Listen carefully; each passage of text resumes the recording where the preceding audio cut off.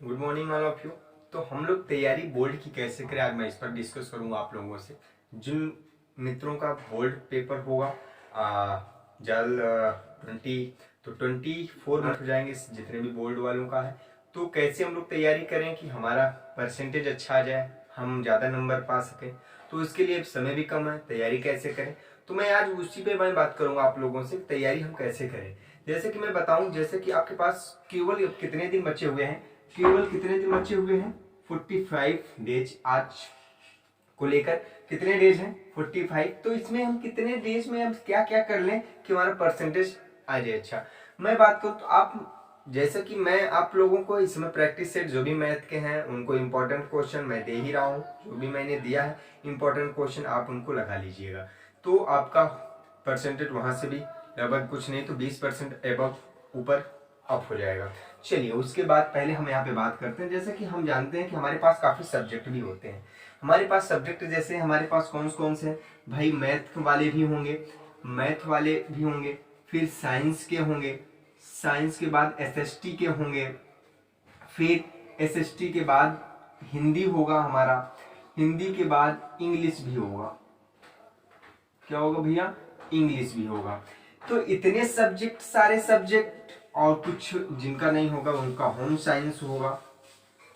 क्या होगा, home science भी होगा। तो कुछ ऐसे ही रहा होगा, सभी का सब्जेक्ट होगा।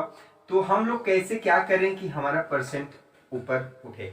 तो मैं इसी पे पूरा मैं बात करूंगा। देखना ध्यान दीजिए कितने डे बचे हुए हैं, केवल 45 डेज है। तो अगर मैं बात करूं सब पे, मैं अगर मैथ वाले जो होंगे सबसे ज्यादा आप इस पे दे दीजिए कितने डेज, 10 डेज।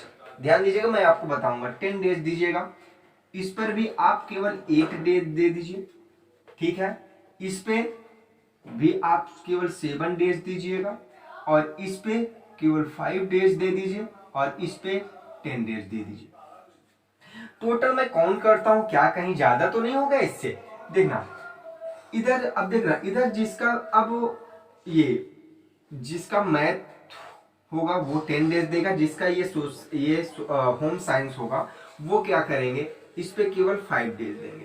और वो अपना जिसका होम साइंस होगा वो अपना रिवर्स यहाँ पे बढ़ा के इसको 10 डेज कर लेंगे, ठीक है। चलिए हम लोग काउंट करते हैं, 10 18 18 10 28 28, और इसको ऐड कर लो 28, और इसको ऐड करोगे तो 12। ये टोटल हो जाएगा भैया कितने दिन, 40 डेज। कितने डेज हो गया, 40 डेज।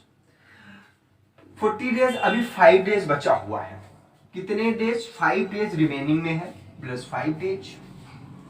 5 डेज में रिमेनिंग है, 5 डेज हम करेंगे क्या, 5 डेज बस उसको बाहर निकाल दीजिए। केवल मेरे पास ये मानिए कि 40 डेज है। 40 डेज में अब हमारे पास इसमें क्या मिल गया भैया, 10 डेज है। 10 डेज में अब देखो डे बाई डे हम कैसे अब रिवीजन करेंगे भाई, 10 डे में कैसे हमारा ये कंप्लीट होगा। तो मैं बताता हूँ, देखना मैथ में 1 डे होता है, 1 डे में कितने भैया, कितने हावर होते हैं, 24 हावर।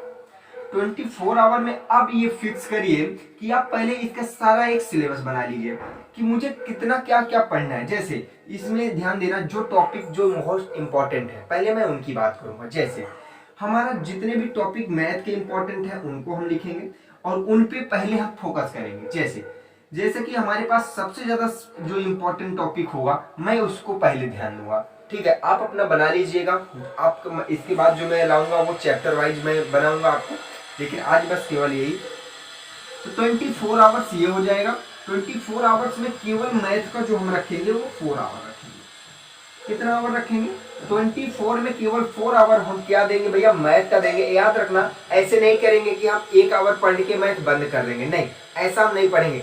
पढ़ेंगे तो लगातार पढ़ेंगे, ठीक है। जैसे मैं बात करूं कि अगर मैं पढ़ने बैठ गया तो 4 घंटे के बाद ही उठूंगा जब तक इस टॉपिक का पूरा कॉन्सेप्ट एंड ना हो जाए।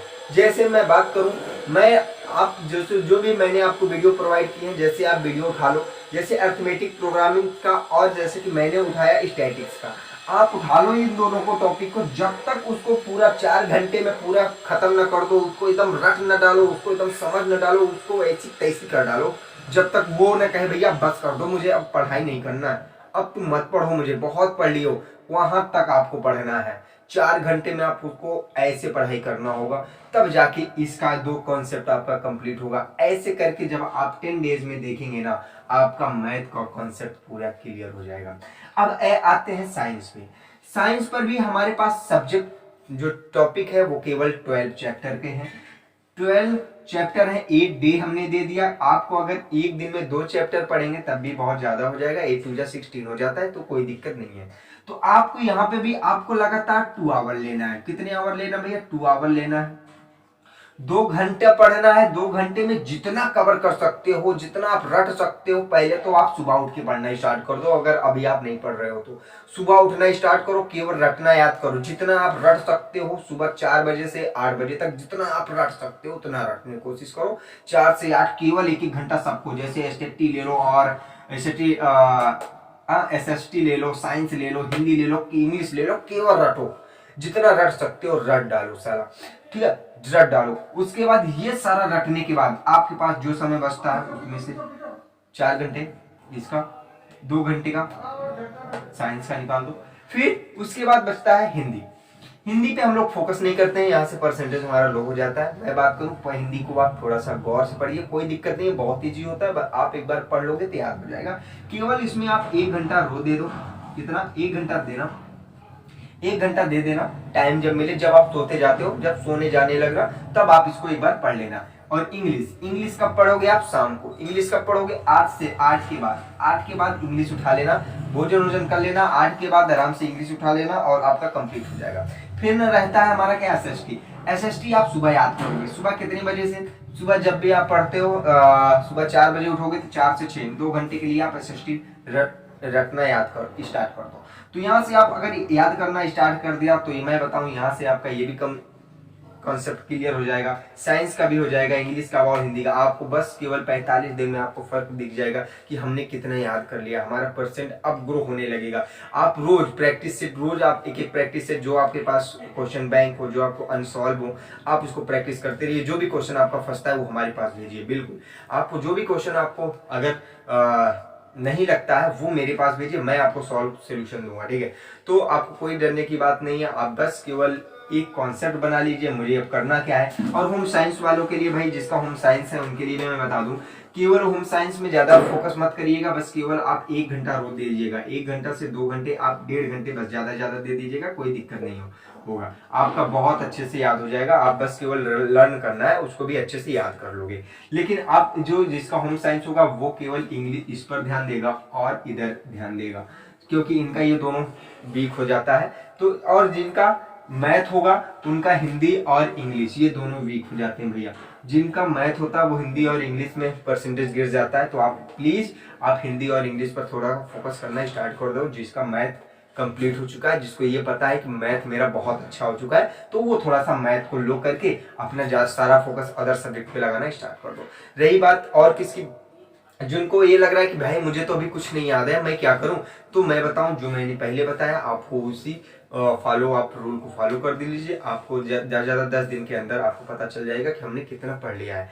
तो आप लोग बेसिक कॉन्सेप्ट से आप पढ़ते रहिएगा, क्योंकि बेसिक कॉन्सेप्ट से आप पढ़ेंगे तो ज़्यादा इंपॉर्टेंट होगा। और हर एक टॉपिक का मटेरियल आप नोट बनाते हुए आप बिल्कुल नोट बनाते रहिए।